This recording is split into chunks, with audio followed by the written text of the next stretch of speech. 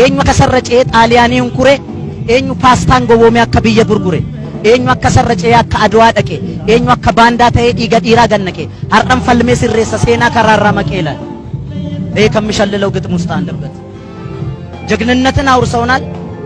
እኛም ጀግንነትን ከነሱ የወረስነውን ጀግንነትን ለልጆቻችን ለልጅ ልጆቻችን እናወርሳለን። ኦቨርላፕ የሚሆነው ብዙ ጊዜ መሬት ብቻ አይደለም፣ ጀግንነትም ኦቨርላፕ ይሆናል። እንግዲህ ኦሮሞ ብዙ ጊዜ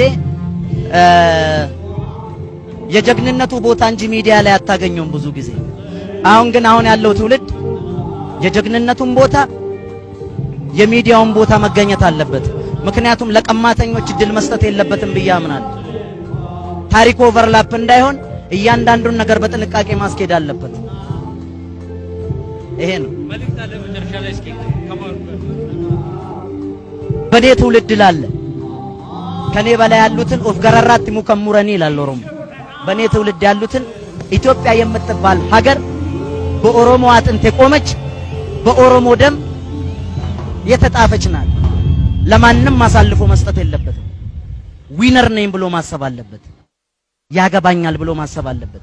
ከ11 ጄኔራሎች 9 ጄኔራሎች አድዋን ያንበረከኩ አድዋ ላይ ድል የተቀዳጁ 9 ጄኔራሎች ከሆኑ ስለዚህ ይሄ ትውልድ ኢትዮጵያ የኔ ነች ብሎ ማሰብ መቻል አለበት። ይሄን ነው ማስተላለፍ። የመጨረሻ መልእክቴን በተለያዩ መድረኮች ላይ ስትገኝ አዲስ ሐሳብ ይዘህ ትመጣለህ። ዛሬ ካንተ ምን እንጠብቅ? ከኔ መድረክ ላይ ብታዩት አይሻልም? መድረክ ላይ ብታዩት ይሻላል። ምናልባት ከግጥሞቹ ላይ ልል እችላለሁ። ርቂቻ ረጋዋም ርቂቻ አድዋ ጉዳይ ሰፍንፍኔ ጅሩ ነምን ዮሴና ደብሴስ ለፍት ሴና እንጅጅሩ ሰው ታሪክም ቢያዛባም ታሪክ የተሰራበት ቦታ ግን አይዛባም።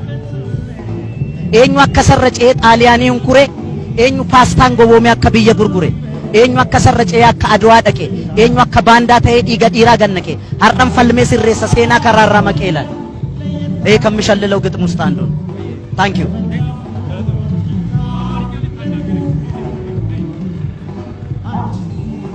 ተመልካቾቻችን